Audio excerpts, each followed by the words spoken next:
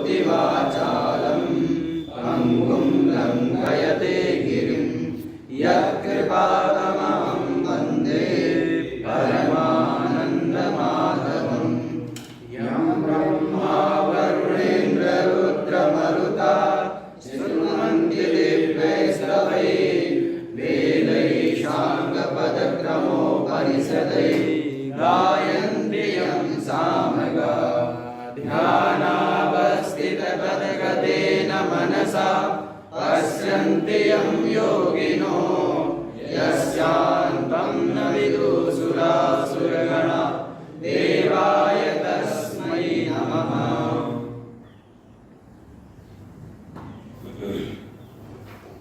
श्रीभगवानुवाच श्रीभगवानुवाच प्रवृत्तिं च निवृत्तिं च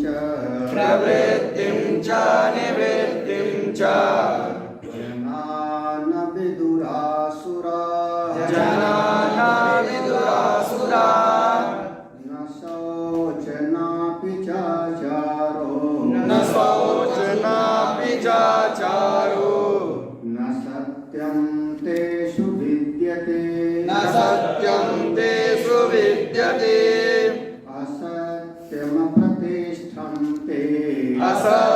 असत्यमप्रतिष्ठं ते जगदाहुरनीश्वरम्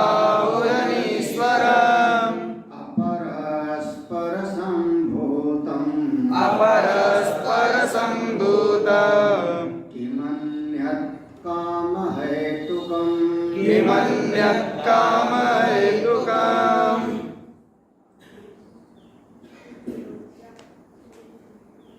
स्वयं जब इस धरा पर भगवान है और स्वयं भगवान अपनी लीला कर रहे हैं, तो उनके समय में भी ऐसे वेद के विरुद्ध बात करने वाले लोग थे। अवैदिक समाज उस समय पर भी था जो वेद की बात को नहीं मानते थे।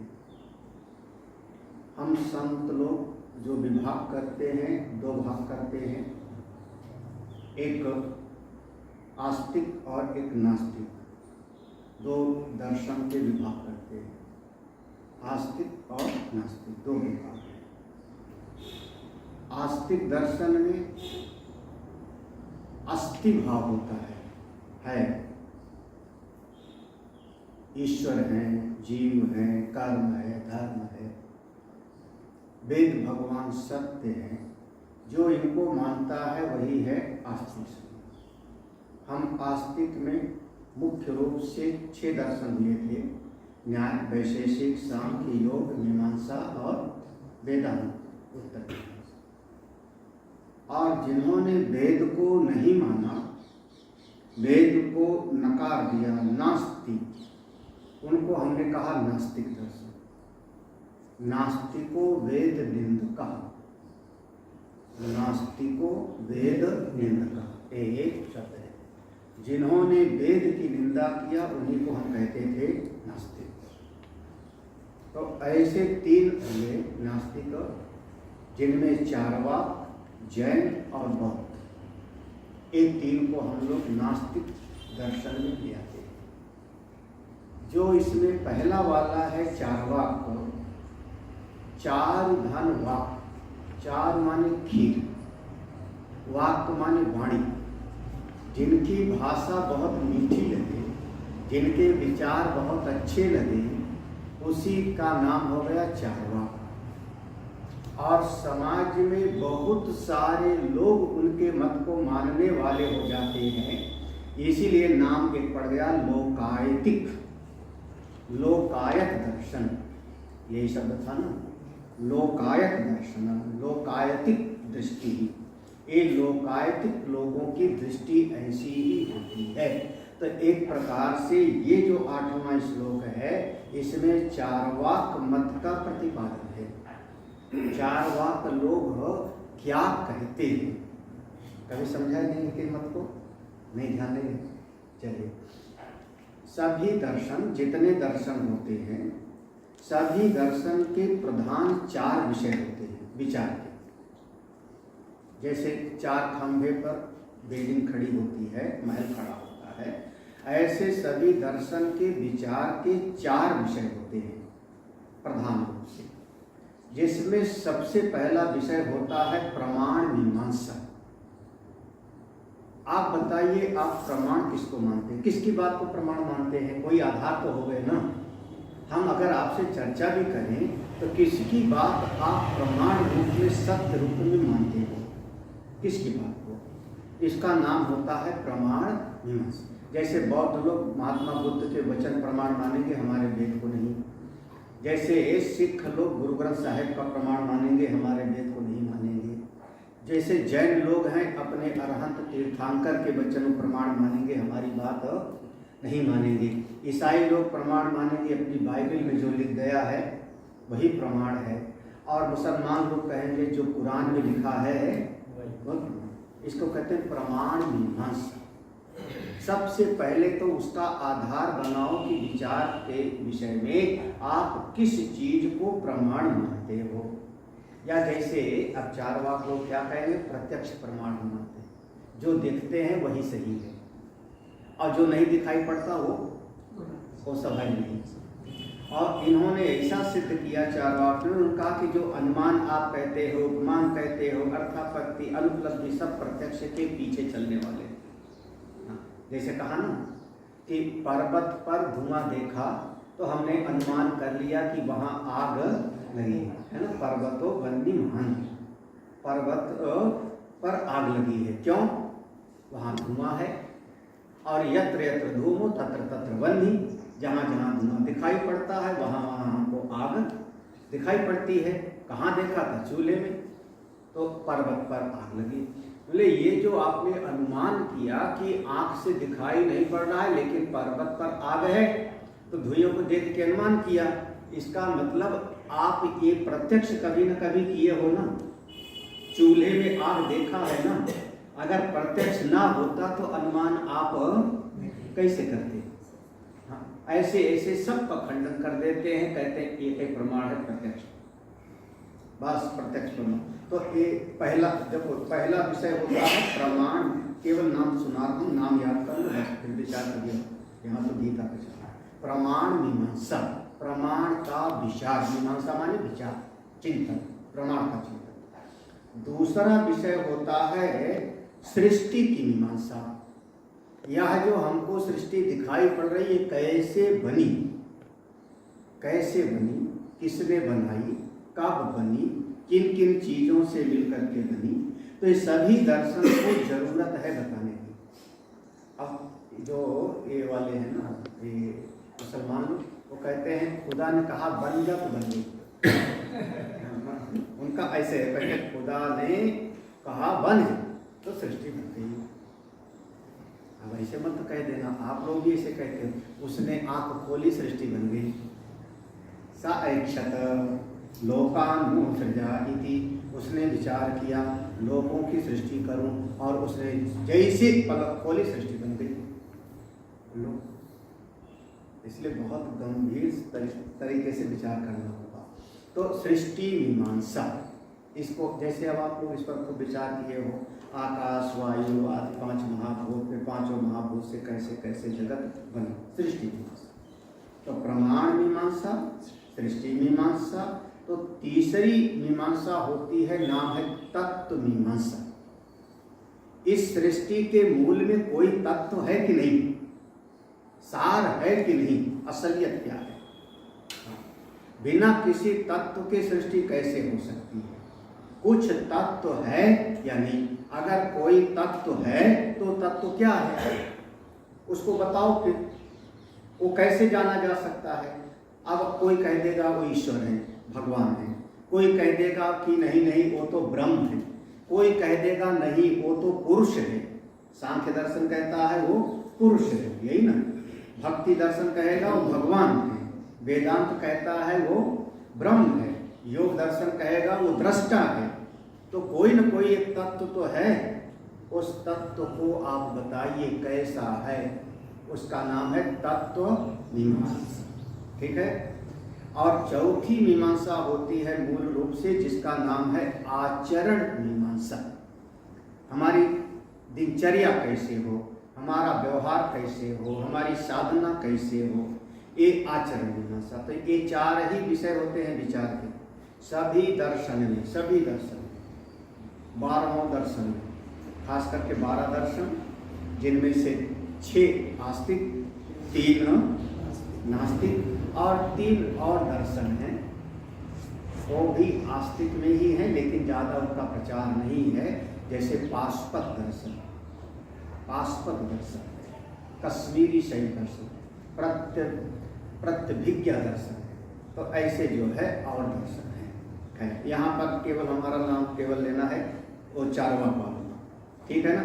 तो चारवाक इनका नाम पड़ा दो कारण से। इनकी बात बहुत मीठी लगती है, अच्छी लगती है लोगों को, इसलिए नाम पड़ा चारवाक।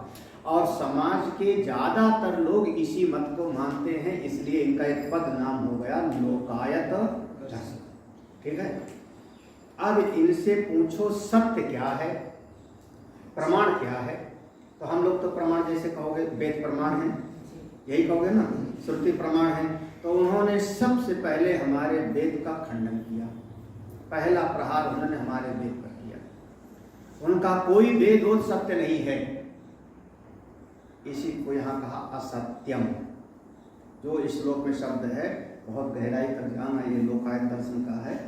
यहाँ पर भगवान भास्कर ने बहुत सरल भाव में थोड़ा सा लिख दिया, नहीं तो और जगहों पर इस पर विस्तार किया। असत्यम, कोई सत्य नहीं है, आपका वेद भी सत्य नहीं है। पूछा वेद क्यों सत्य नहीं है, बोले त्रयो वेदस्य कर्तारा धूर्त भांड निशाचरा जरफरी तुरफरी इत्यादि, तीनों सारे वेदों को बनाने वाले सब ठग थे। अरे जैसे राजा लोग अपना भाट रखते थे ना, गायन करे स्तुति का, ऐसे ये सब के सब भाट हैं। इंद्र की स्तुति गा रहे हैं, वरुण की स्तुति गा रहे हैं, कुबेर की गा रहे हैं। त्रय वेदस्य कर्तारा, ये उनका श्लोक है। आप लोगों को एक ही श्लोक याद है, वो यावत जीवेत सुखम जीवेत, वो वाला ना, ये यहाँ से शुरू किया उन्होंने। कुछ वेद सत्य नहीं है, केवल कपोल कल्पित मात्र है, कपोल कल्पित असत्य है। असत्य, असत्य माने सत्य नहीं।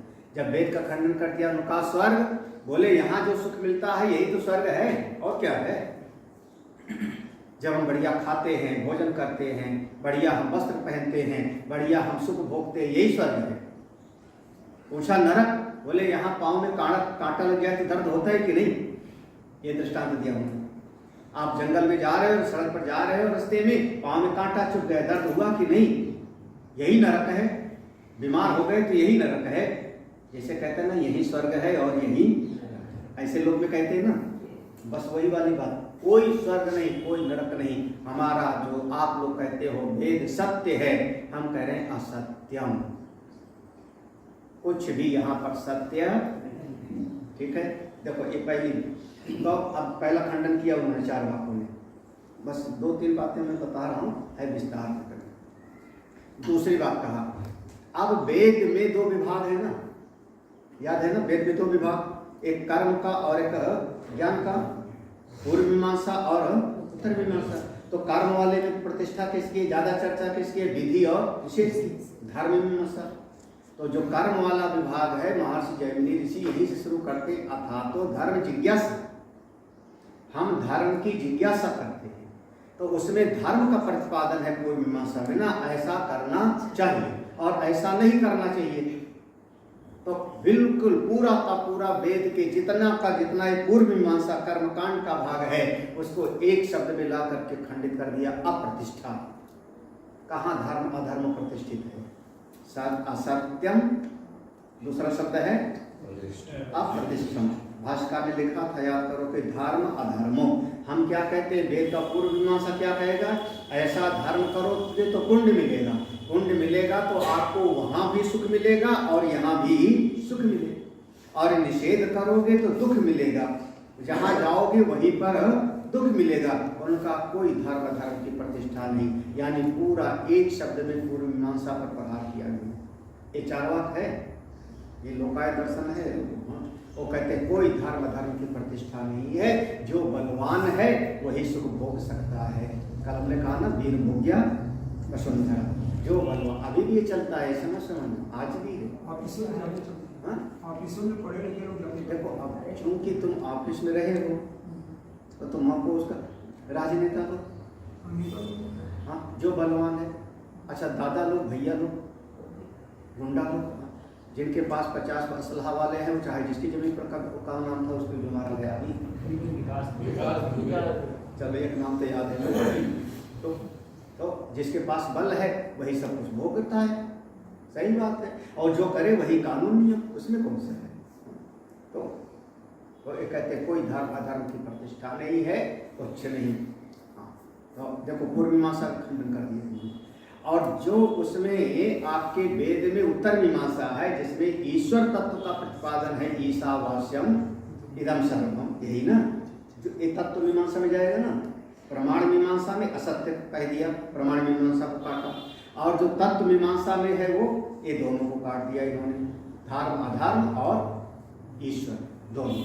हम कहते हैं भगवान है, चाहे उनको आत्मा कह लो, चाहे परमात्मा कह लो, चाहे ब्रह्म कह लो, एक तत्व है। वो कहते हैं जगत आहु अनीश्वर, यहाँ कोई तत्व तो नहीं है, कुछ भी नहीं। आप देखो दो मीमांसा हो गई, प्रमाण मीमांसा और तत्व मीमांसा। अब तीसरा आ गया सृष्टि मीमांसा ना। ये चार चीज विचार किया जाता है ना। सृष्टि कैसे बनी, सृष्टि कैसे बनी, तो कहते हैं अपरस्पर संभूतम, अपरश्च परश्च। ये अपरस्पर में अपरश्च परश्च, अपर और पर, ये केवल कुछ मिलने से सृष्टि बन जाती है जी, कुछ मिलने से बन जाती है। कोई बनाने वाला थोड़े है। कैसे मिलने से, बोले चार ही महाभूत हैं। चार वाक लोग चार महाभूत मानते हैं, आकाश को नहीं मानते। ये कुछ चीजें चित्त में बिठाना, चार वाक वाले केवल चार महाभूत मानते हैं, वायु, अग्नि, जल और पृथ्वी। हाँ आकाश को नहीं मानते, कहते हैं आकाश प्रत्यक्ष नहीं, क्योंकि प्रमाण प्रत्यक्ष है तो आकाश प्रत्यक्ष नहीं है, तो आकाश को नहीं मानते। तो ये चार महाभूतों के मिलने से ये सारी सृष्टि बनती रहती है। दिखाई नहीं पड़ता आपको, क्या दिखाई नहीं पड़ता क्या? मिट्टी है, आपने जल उसमें मिलाया, फिर उसको आग में पका दिया तो घड़ा बन गया आपके पास में। भोजन की सामग्री है, आप देखो दुनिया में आटा है, उसमें आपने जल मिलाया कि नहीं, फिर सेका किस पर? अग्नि पर। तो आपस में सभी तत्व एक, यही चार महाभूत परस्पर मिलने से कार्य होता रहता है। भास्कर ने कहा स्त्री पुरुष संयोग से सृष्टि होती रहती है, ऐसा मान लिया इन्होंने, है ना। और इस प्रकार से सृष्टि बनती रहती है एक दूसरे से मिलकर के। इनके यहाँ जो सृष्टि की बात है वो क्या कहते हैं? हम कहेंगे ये शरीर पांच महाभूत का पुतला है, यही कहेंगे ना। वो कहते हैं चार महाभूत, इसमें पृथ्वी, जल, अग्नि और वायु, ये चार दिखाई पड़ता है। बिल्कुल सांस चल रही वायु है। तो कहते हैं कैसे इसमें चेतन कहाँ से आया? चेतन कहीं से आया हो या नहीं, अपना मत नहीं है, बता दे रहा हूँ। एक दूसरे का मत है नास्तिक। वो कहते हैं चेतन कहीं से आता नहीं, चेतन कहीं जाता होता नहीं, ये सब लोग गप किए हैं। फिर बोले ये जो चेतन दिखाई पड़ रहा है, कहते ये चार चीजें जब मिला दिए तो चेतन पैदा हो जाता है। मैंने कहा था जैसे डॉक्टर लोग कहते हैं, वैज्ञानिक लोग कहते हैं चार चीजें मिली तो चेतन पैदा हो गया। का दृष्टांत दो, आप पहले दृष्टांत से समझाओ। तो उन्होंने दृष्टांत दिया, दो दृष्टांत बहुत बढ़िया थे। दो दृष्टांत उन्होंने पहला दृष्टांत दिया कि महुआ है, सब लोग देखे महुआ कि नहीं? महुआ है, उसको ऐसे आप खाओ तो कोई नशा नहीं होगा। आपने उसको पानी डाल करके जमीन में दबा दिया, सड़ाया तो महुए में मिलाया आपने पानी, फिर वो सड़ गया। अब उसको आग पर चढ़ाया, देखो तीसरा महाभूत मिला ना, महुआ था, उसमें पानी मिलाया, तब उसको सड़ाया आपने, फिर उस पर आग पर चढ़ा दिया। जब आग चढ़ गया तो उसमें से भाप बन करके निकला। भाप बनकर अब वायु तब तो हो रहा है ना, भाप बन के निकला। उस भाप को आपने इकट्ठा कर लिया तो उसमें आपका नशापन आया कि नहीं आया? उसमें नशा आया नहीं, कहा वो नहीं समझा रहा, क्या दारू? हाँ नहीं पता कैसे बनता है, नहीं पता, पता चलेगा, पता नहीं थे ये कैसे बनता है ये नहीं पता था, सुना तो था। कहीं चावल से भी बनाते हैं, चावल से भी बनाते हैं, महुआ से बनाते हैं, गुड़ का बनाते हैं, बहुत सारी चीज़ों का। इतने बड़े घड़े में या जैसे भी हो उसको भर करके और रख देते हैं, और फिर जैसे खमीर उठ जाता है, सड़ जाता है, जब उसमें खूब सड़ जाता है तो उसको फिर जो है उस पात्र को फिर धीमी आग पर चढ़ाते हैं, धीमी आग पर चढ़ाते हैं तो उसके ऊपर एक उल्टा घड़ा देते छोटा सा, और बीच में पूरा इसको जो है बंद कर देते हैं। हाँ पुलिस वालों से पूछ ले, बता देते, पकड़ते रहे, तो इसको पूरा बंद कर देते हैं, मतलब उसमें से एक भाप निकले, और वो जो ऊपर घड़ा रखा, जैसे एक घड़ा यूँ रखा है, इसके ऊपर उल्टा घड़ा रखा है, तो उसमें एक छेद करते हैं, उस छेद में से एक नली लगा देते हैं बाहर, ऐसे है ना। हाँ वो तो जान गए गाँव, हाँ सभी चीज़ ऐसे, पेपरमिंट का तेल और भी बहुत सारी चीज़। अब इस तरीके से उसमें एक नली लगा दिया, आप जब धीमे धीमे आग से पकेगा तो वो जो है एक तरीके से उसका वाष्पीकृत होगा, वो जो अंदर रखा है उसमें कीड़े बहुत बड़े होते हैं, सब कीड़े ही हैं, वो सब जब उनका भाप उठता है तो उसमें से जो वो नली की है उसमें से बाहर निकलती है, बाहर निकलता है तो यहाँ बोतल लगाए होते हैं, भर जाती है, वही उनका हो गया। उन्होंने कहा महुए से उसमें नशा कहाँ से आ गया? चारों महाभूतों के मिलने से नशा पैदा हो गया ना, ऐसे चार महाभूतों के मिलने से शरीर में चेतन पैदा हो गया। ये चेतन कहीं से आया नहीं और कहीं जाता भी नहीं, बस जब तक शरीर है तब तक चेतन है, खाओ पियो मौज करो, कहाँ पड़े वो झंझट नहीं। दूसरा दृष्टांत बता दो, है ना, पूछे। उन्होंने कहा अच्छा आप पान खाए हो कि नहीं? बोले हाँ।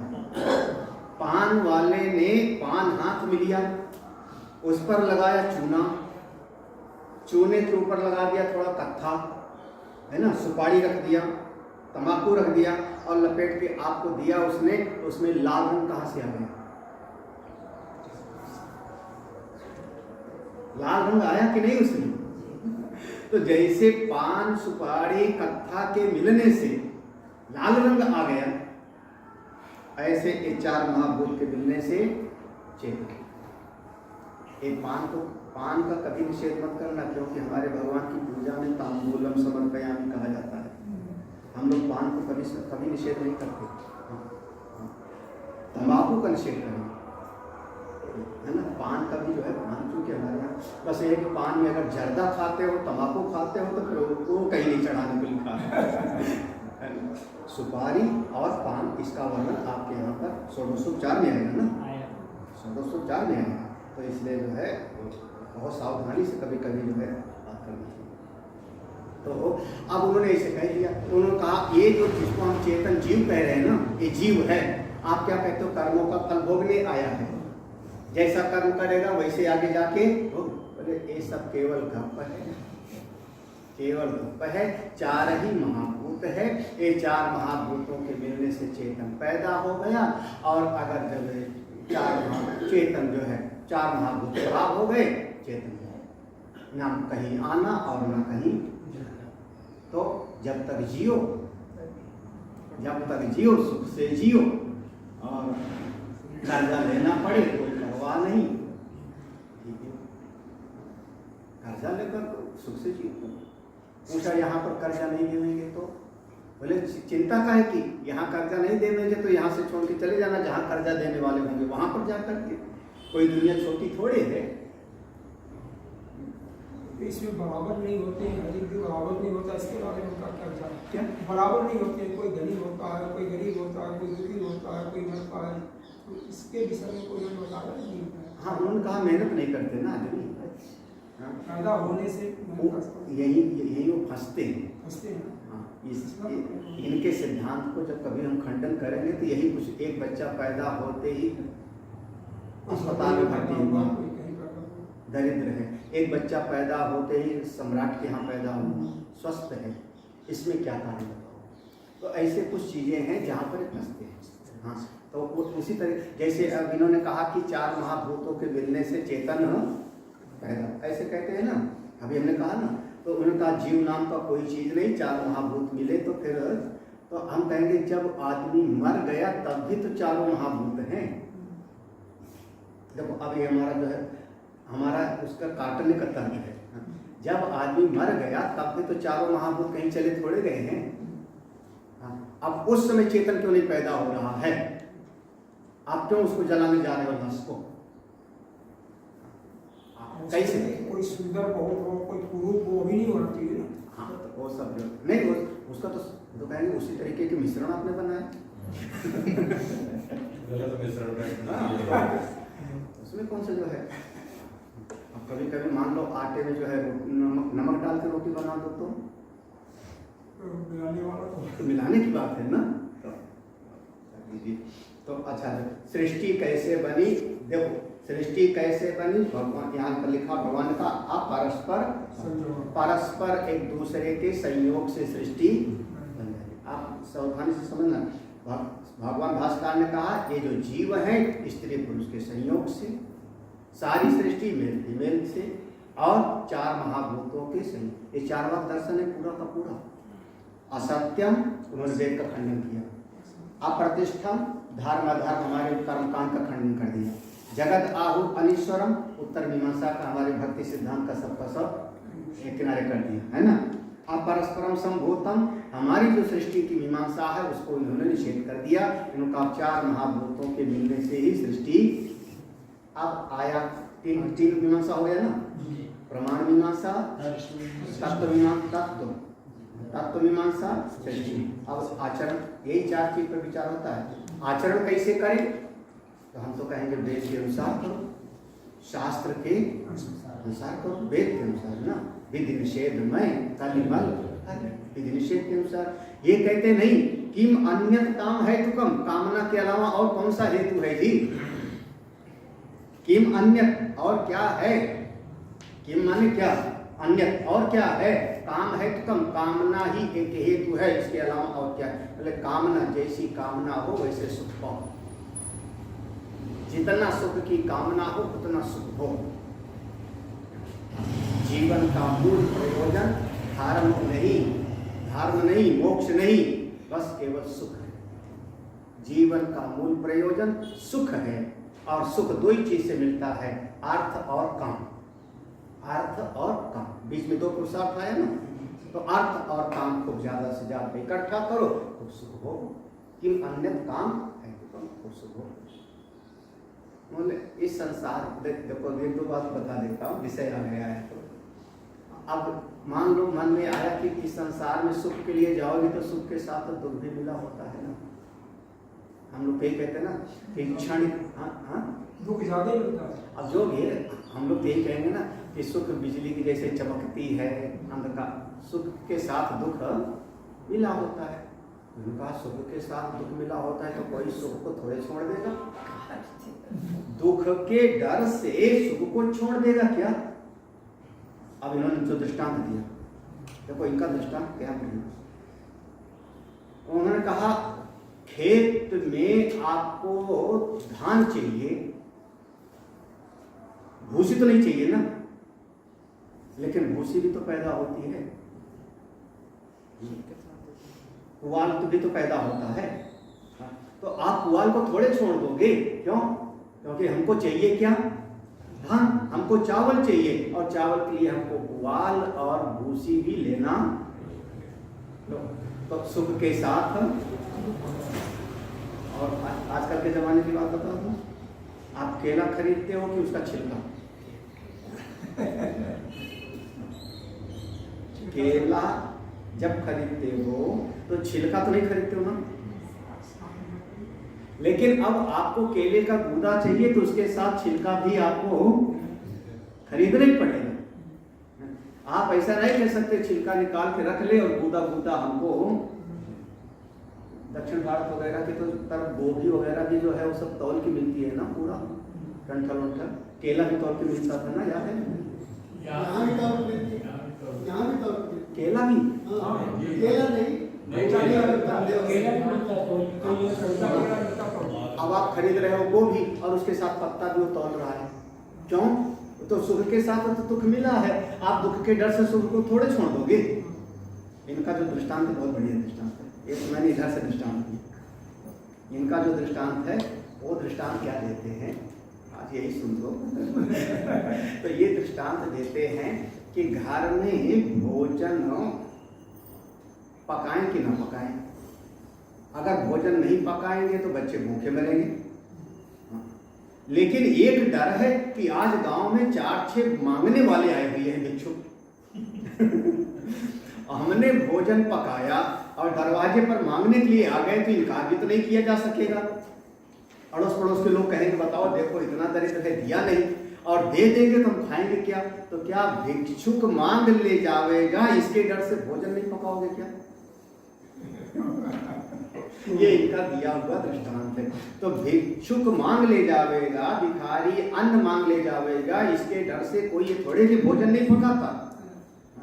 ऐसे ही संसार में थोड़ा दुख मिलता है तो दुख के कारण थोड़े है कि शरीर हम सुख छोड़ देंगे। दृष्टांत बहुत सारे हैं, एक तो नहीं। अच्छा, खटमल पड़ जाए तो खटिया क्या करोगे? हाँ, अब आजकल तो पढ़ते नहीं खटमल, हिट लगा रहे होते, लेकिन गांव में खटमल पड़ जाते थे। आपने खटिया कभी फेंक दिया, जला दिया खटमल के डर से? हाँ, कुछ खटिया तो नहीं फेंका ना। तो दुख के डर से आप सुख को थोड़े छोड़ सकते हो। इसलिए मैंने कहा ये मत बहुत ज्यादा लोग मानते हैं, एक दो नहीं। अब एक आपको तरीका बता दो तो देखना आप समझना संसार। इनका एक विचार, ये कहते हैं कि ये जो हमारा शरीर है ना, जो हमारा जीवन है, ये शरीर है, इस शरीर में आज सुख भोगने की इच्छा है। हमारे पास बढ़िया जो है घर हो, बढ़िया वस्तुएं हो, लेकिन आज हमारे पास इतना अर्थ नहीं है। कामना है लेकिन अर्थ है नहीं, तो हम कैसे सुख पाएंगे बताओ? आज मेरे मन में है कि बढ़िया मेरे पास में मोटरसाइकिल हो गए, गाड़ी हो गई, बढ़िया महल हो गए, बढ़िया वस्त्र हो गए, लेकिन हमारे पास पैसा नहीं। और जीवन में क्या देखा जाता है कि जब पैसा वैसा आ जाता है कमाई का, जब ये होता है कि अपने मन माफिक चीज खरीद सके, तब सुख लेने की कामना खत्म हो जाती है। अब पछताए हो तो क्या, जब चिड़िया चुन, यही ना। इनकी बात हमको कई बार लगता है। अच्छा ऐसे देखो, हमारे पास जब तो सस्ती वाली कार थी तो हमको घूमने अपनी गाड़ी से नेपाल और गंगा सागर तक अपनी गाड़ी से चले गए, जगन्नाथपुरी वगैरह सब। कब? मारुति वैन से चारों धाम घूमे, बद्री केदार और बहुत सारी यात्रा उसे की। और जब बढ़िया गाड़ी मिल गई तो 15 दिन से खड़ी है, निकलती नहीं। तो वो कहते हैं कि जब शरीर में भोगने की सामर्थ्य है तब आपके पास संपत्ति भोग की वस्तु नहीं है, और जब भोग की वस्तु मिलेगी तो शरीर की शक्ति धीरे धीरे, मतलब मेहनत करोगे, कमाओगे कमाओगे कमाओगे, जब तक मिलेगा तब तक शरीर की शक्ति खत्म, भोगोगे क्या? तो उन्होंने कहा फिर क्या करें? तो चारवाक लोग कहते हैं, जो उन्होंने कहा ना ऋणं कृत्वा, वो साधारण नहीं है। वो कहते हैं आज हमको सुख चाहिए। घी पीने का मतलब ये नहीं, आज हमको बढ़िया सुख चाहिए, और इसके लिए बढ़िया सुख चाहिए, और हमारे पास अर्थ है नहीं, तो हमारे समाज में ऐसी व्यवस्था हो कि हमको कहीं से कर्जा मिल जाए और हम इस शरीर से उस सुख को अभी भोगी और इस शरीर से परिश्रम करके उस ऋण को हम चुका देंगे। ठीक है, ऋणं कृत्वा, ये बड़ा जो है हंसी का शब्द होता है ना, ऋणं कृत्वा कृतं। ये सिद्धांत है कि आज हमको सुख चाहिए, अभी हमको सुख चाहिए, तो उसके लिए हमको कहीं से पैसा मिल जाए, उधार मिल जाए, कोई कर्जा दे देवे, ऐसी व्यवस्था हो समाज में। कोई सेठ हो, आजकल की भाषा में बैंक हो गए, हम वहाँ से कर्जा ले लेवे, सुख भोगे, और बाद में जो है पैसा कमा कमा करके उसको दे देंगे। ये किसका सिद्धांत हुआ है? चारवाक का। अब इस सिद्धांत के ऊपर आज के समाज को ढालो तो कितने लोग होंगे? 600-700 भी है, नीरव मोदी है, वो तो बड़े बड़े होंगे। कई वैसे भी हैं। नहीं, पर हर घर में देखो ना 50 हमको तो ज्यादा लग रहे हैं। आपका घर कर्जे पर है कि नहीं? EMI जा रही है? घर लिया आपने लोन पर लिया कि नहीं? कार लिया लोन पर लिया कि नहीं? बच्चे को पढ़ाया लोन से पढ़ाया कि नहीं? एजुकेशन लोन, बिजनेस शुरू किया लोन से किया ना? आप EMI दे रहे हो तो सिद्धांत कौन सा है? भगवान को मानते हैं ज्यादा लोग। हाँ, बस वो और चीजों पर ना, वो भगवान अब देखो क्या बात है, जो है तब गया मानेंगे भगवान को, करेंगे उसकी। हाँ भगवान को मानते हैं, लेकिन ये बात जो ऋण वाली बात आ गई, जो हम लोग एक दोहा याद है वही ऋणम कृत्वा कृतम पिबेत, तो उसका जो है ऋणम कृत्वा माने आज का पूरा समाज ही इस दृष्टि से चल रहा है कि नहीं? अब विचार करके देखो तो ये आचरण मीमांसा में इनका जो देखो आचरण मीमांसा क्या है, इन्होंने कहा कि इस शरीर को हमको ज्यादा से ज्यादा सुख चाहिए। जीवन का दो ही पुरुषार्थ है, अर्थ और काम। सुख चाहिए, सुख के लिए रुपया चाहिए, अर्थ चाहिए तो अर्थ कमाओ और खूब भोगो, खूब कमाओ और खूब। अभी भी आप सावधानी समझो, बड़े शहरों में पैसा जब मिलता है तो आदमी टीवी बदल दे, बढ़िया वाला है, फ्रिज बढ़िया वाला है, गाड़ी बढ़िया वाला रहेगा। दान दक्षिणा की बात आएगा तो कहेगा 500 ले लो बहुत। अच्छे काम में खर्चा नहीं करेंगे। अब पुराने लोग होते थे ना, आज के 100 साल पहले, और पैसा अगर बढ़ता था तो कहते थे चलो कहीं धर्मशाला बनवा देते, तीर्थ में कोई एक मंदिर बनवा देते हैं, या तो कुआं रास्ते में बनवा देते हैं, सराय ऐसा। देखो ये दान पुण्य करते थे उस जमाने के लोग, पैसा होता था तो धर्म करते थे।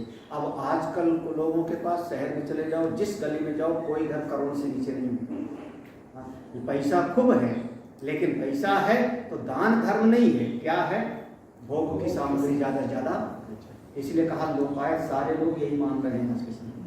बस वही एक बात है, भगवान को भी मान लेते हैं। पूरे चारवाक हो जाए तो भगवान को भी नहीं मानते हो। ठीक है, समझ में आया? पुरुषार्थ क्या है? बोले दो, अर्थ और काम।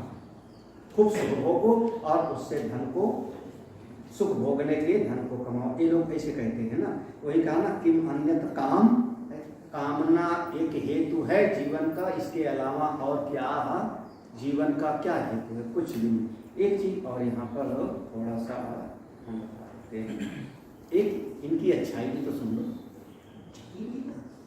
हाँ क्या सब बड़ी बुराई है? जड़ चेतन गुण दोष में विश्व की। अब आपको लगता है कि सब बुराई है, एक अच्छाई तो सुन लो।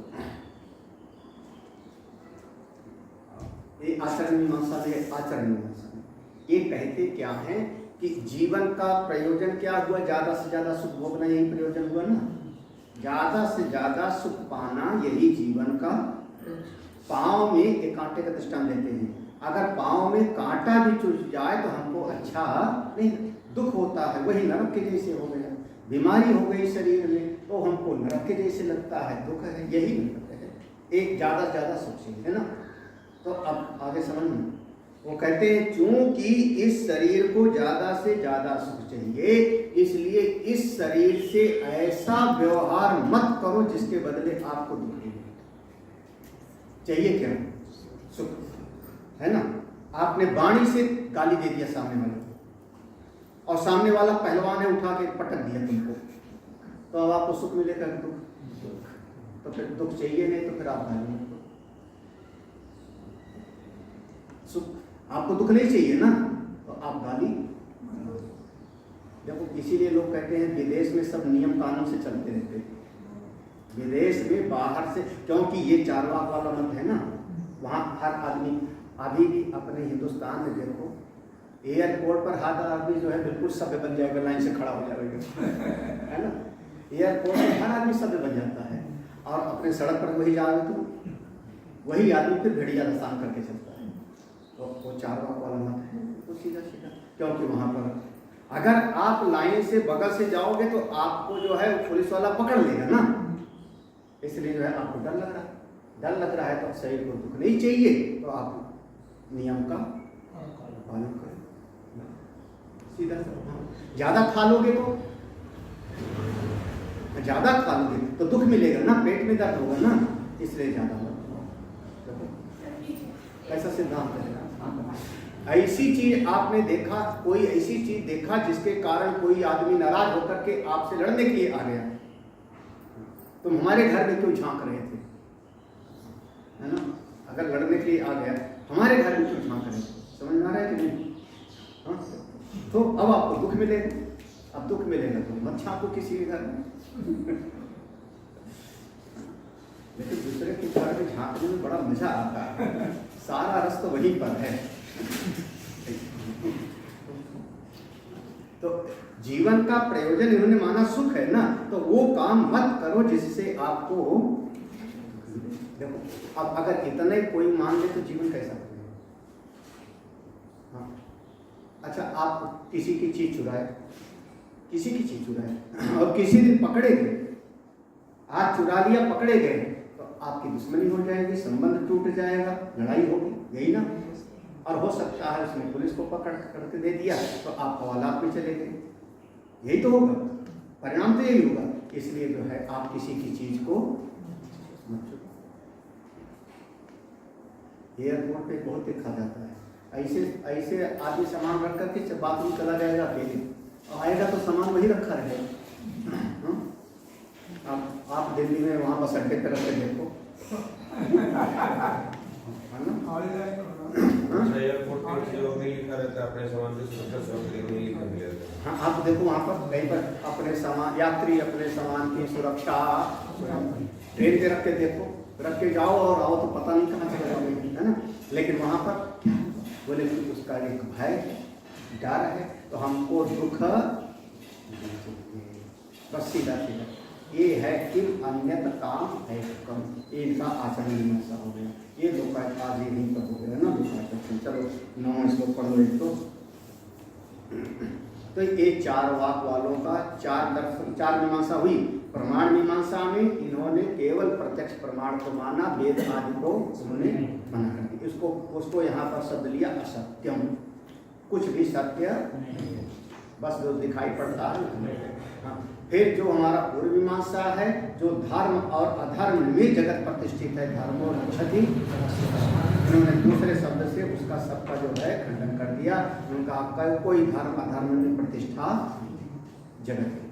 तीसरा जो था हमारा उत्तर मीमांसा में, सत्ता का नियामक है, ईश्वर है, परमात्मा है, इन्होंने उसका बिल्कुल निषेध कर दिया। जगत आहु अनीश्वर है ना, तो तत्व मीमांसा हो गई। और प्रमाण मीमांसा, सृष्टि मीमांसा में इन्होंने कहा अपरस्परम संभूतम, कोई बनाने वाला नहीं है, कोई उसका निमित्त उपादान कारण बाहर नहीं है, चेतन परमात्मा नहीं है, सब आपस में एक दूसरे से मिलकर के ही बन जाते हैं। अपरस्परम संभूतम, इनकी सृष्टि मीमांसा। आचरण मीमांसा कैसी हो गई? कामनाओं की पूर्ति करिए, खूब सुख भोगिए, यही सबसे बड़ा जीवन का समझ। किम अन्य काम है तुकम, किम अन्य क्या है? काम है तुकम, केवल कामना ही हेतु है, कामनाओं की पूर्ति करिए। इसको ईट ड्रिंक बी मैरी ऐसे कहते हैं अंग्रेजी में, खाओ पियो और उसको बस वो ध्यान रखना, इतना मत खा लेना कि पेट दर्द करने लगे, क्योंकि दुख नहीं चाहिए ना, दुख नहीं चाहिए ना, तो पेट दर्द करने लगे इतना मत खा। तो फिर वो चीज मत खाओ जिससे आपका, अब भाई मिठाई रखी है और आपको डॉक्टर ने कहा कि शुगर है, तो आप मिठाई मत खाओ, नहीं तो आपकी तकलीफ। अब देखो ये आचरण मीमांसा, यही पाश्चात्य देश आचरण में यही चीज लाते हैं। बस इसी से कहते हैं बाहर का देश बहुत बढ़िया, बाहर से बढ़िया है। क्यों? क्योंकि वो नियम कायदे का पालन करते हैं, सब सुव्यवस्थित। अपने यहाँ पर जो है बहुत सारे नियम है, लेकिन उस नियम का कोई पालन उल्लंघन नहीं। बेचारे मोदी 5 साल पहले स्वच्छता अभियान सब स्वच्छ कर देंगे, दिल्ली नहीं स्वच्छ कर पाए। उसी दिल्ली में उसी रोड पर चले जाओ, लुटियंस में, अकबर रोड वगैरह पर चारों तरफ से कचरा फैला हुआ है, बाहर तो जाने दें। सबसे ज़्यादा अपने भारतवर्ष में सबसे साफ सुथरे शहर का जो तमगा है वो इंदौर को मिला। दिल्ली को नहीं मिला ना, इंदौर को मिला, दिल्ली को नहीं मिला। क्यों नहीं मिला? तो समझो, तो ये सब जो है अपना चलता रहता है। ये एक तरीके से लोकायत दर्शन चारवाक दर्शन का एक खंडन किया है। तो चारवाक दर्शन अपनी बात कहता है। तो इस मत को मानने वाले जो लोग हो गए वो कौन हो गए? असुर। दो विभाग किया ना, दैवी संपत्ति और आसुर। तो इस मत को मानने वाले आसुर। अगला श्लोक, इसी श्लोक को अब आगे इसका जो है कल हमने बताया था ना, ये सिद्धांत था उनका, और आगे ऐसे करने वाले, इस बात को मानने वाले क्या होंगे, परिणाम देते हैं। एतां दृष्टिमवष्टभ्य नष्टात्मानोऽल्पबुद्धयः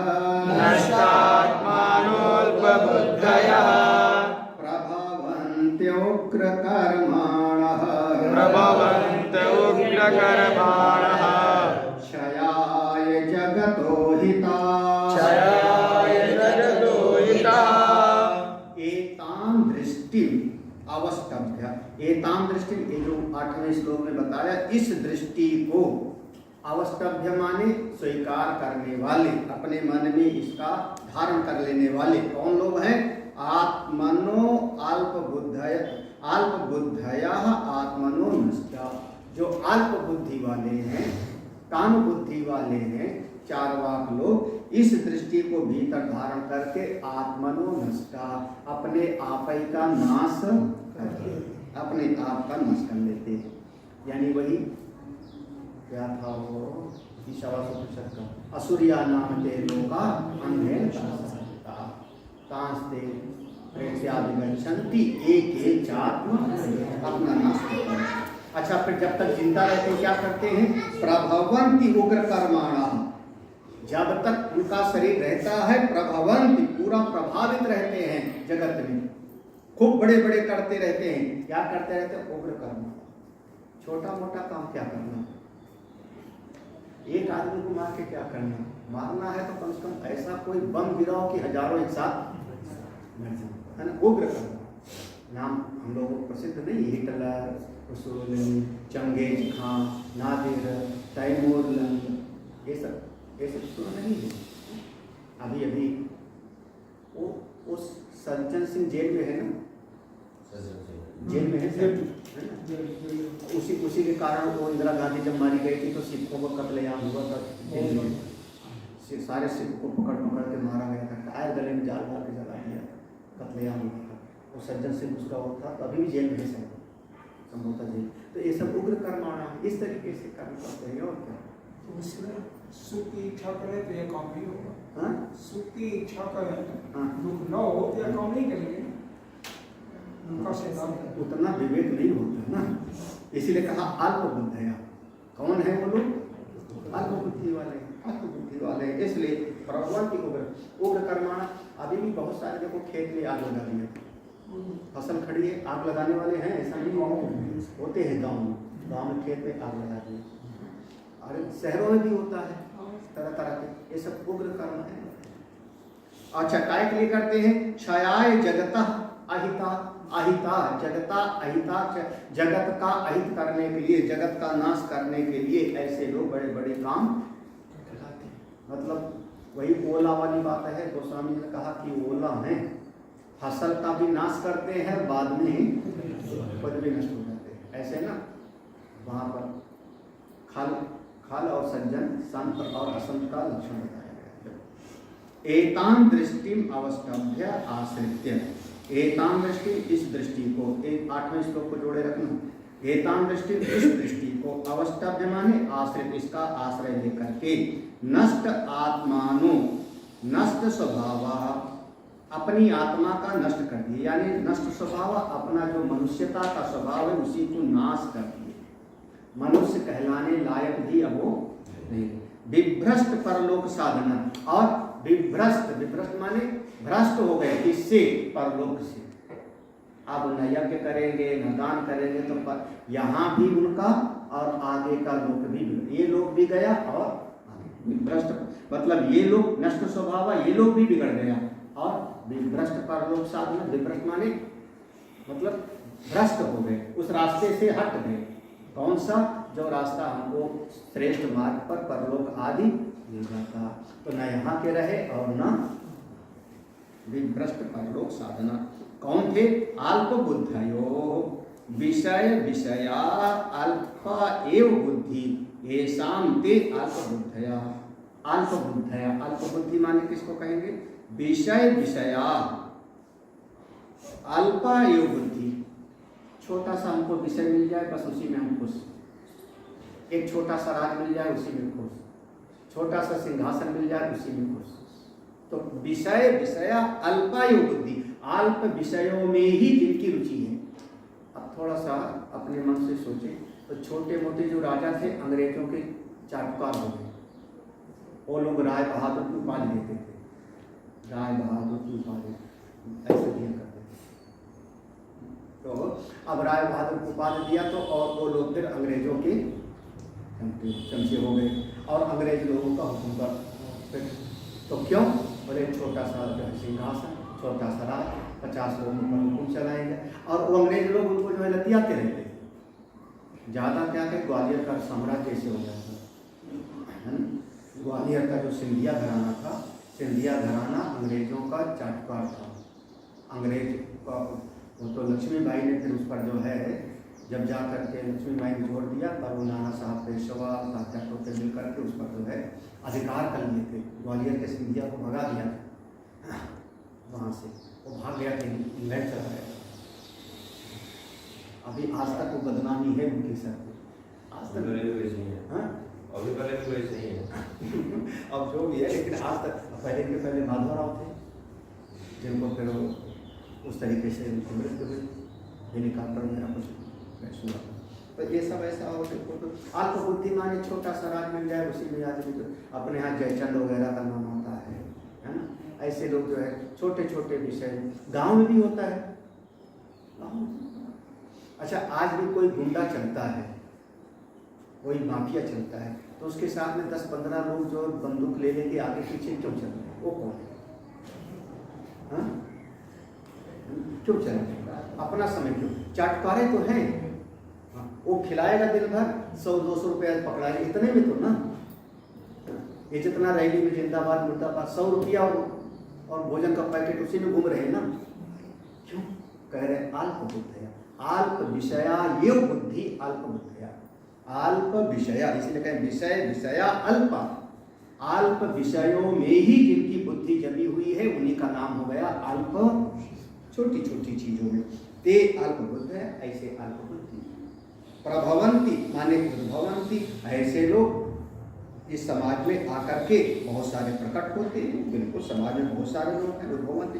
कैसे करते हैं? उग्र कर्माणः क्रूर कर्माणो हिंसात्मकाः क्षयाय जगतः प्रभवन्ति इति सम्यक्। उग्र कर्माणः, बड़े बड़े उग्र कर्म करने वाले, क्रूर कर्म करने वाले, हिंसा करने वाले, क्षयाय जगता, जगत का क्षय करने के लिए प्रभवन्ति माने पैदा होते। संसार में समय समय पर ऐसे लोग पैदा होते हैं।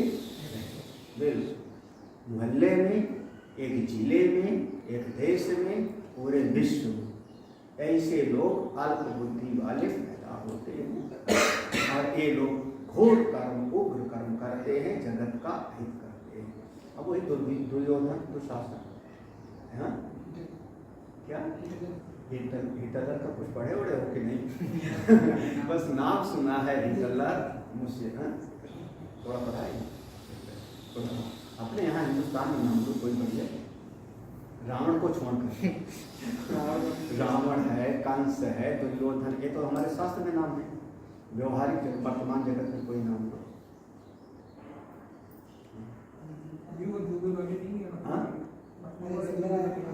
सिकंदर, हाँ सिकंदर आया वो भी थे और भी बहुत से अपना जगता अहिता शत्रुवा इत्यर्थ, जगत का अहित करने वाले हैं इसलिए शत्रु हैं। जगता अहिता क्योंकि जगत का अहित करने वाले हैं, इसलिए शत्रवा के लोग शत्रु हैं, आसुरी संपत्ति वाले हैं। ऐसी आसुरी संपत्ति वालों से बचना चाहिए। हमको दैवी संपत्ति में रहना है। आज तुम लोगों ने चारवाक को ज़्यादा जो है बचवा दिया। तो हमको दैवी संपत्ति में रहना है, आसुरी संपत्ति से बचना है। ओम